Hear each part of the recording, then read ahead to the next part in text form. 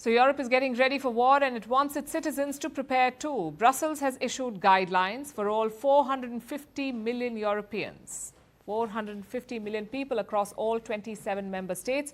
Every household has been asked to maintain a survival kit to stock up on things like bottled water, canned food, a torch and basic supplies like toilet paper.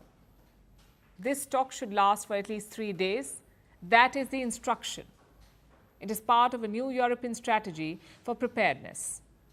Today's threats facing Europe are more complex than ever, and they are all interconnected. The battlefields in our pockets, our phones, our computers, our power plants, our banks, our supply chains, our raw materials, and in the media, the social media we consumed every day. These are all battlefields, and they are being weaponized to threaten our European way of life and our democracies. Brussels wants Europeans to be ready for anything.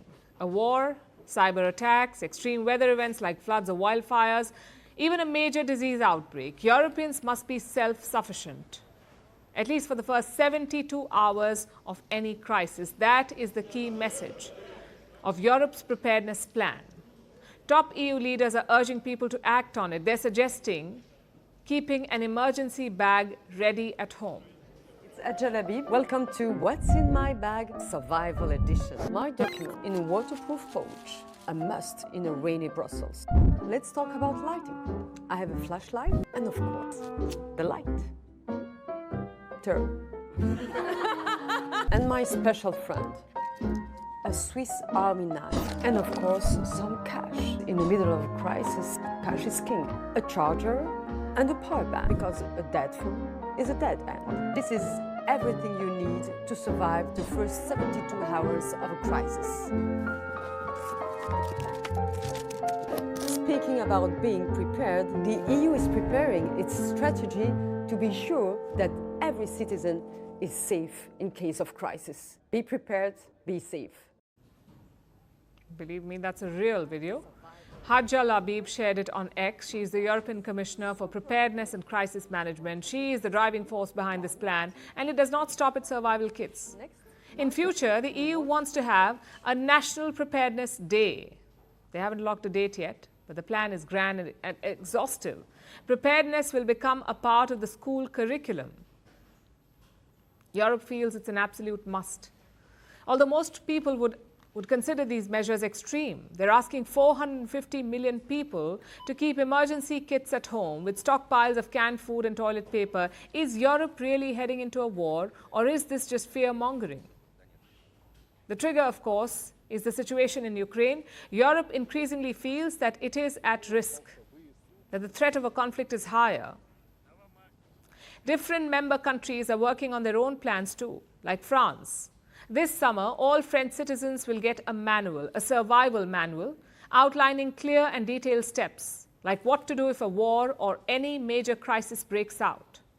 In fact, Belgium already has a website for its citizens. It has a list of items, things that every household should keep in an emergency pack. Germany and Poland have gone a step further. They have asked families to upgrade cellars, garages, or storerooms as bunkers. Homes in Poland are already doing this. One EU leader compared this to accident insurance. Listen to what they said. You want to be prepared and you want to minimize the damage, the costs, the suffering that you might go through. They make it sound rather so normal, but it's anything but normal. Stockpiling of critical supplies and turning basements into bunkers is not normal. People do this when a war looms.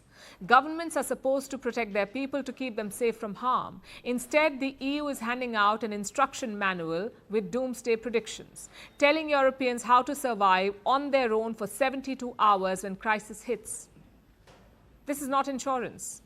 This is leaving people to fend for themselves. The fact is, Europe's security landscape has changed. For decades, the bloc relied on American protection, but now that guarantee is fading. US President Donald Trump has issued repeated warnings. He does not want to pay for Europe's security, and Brussels was not prepared for this.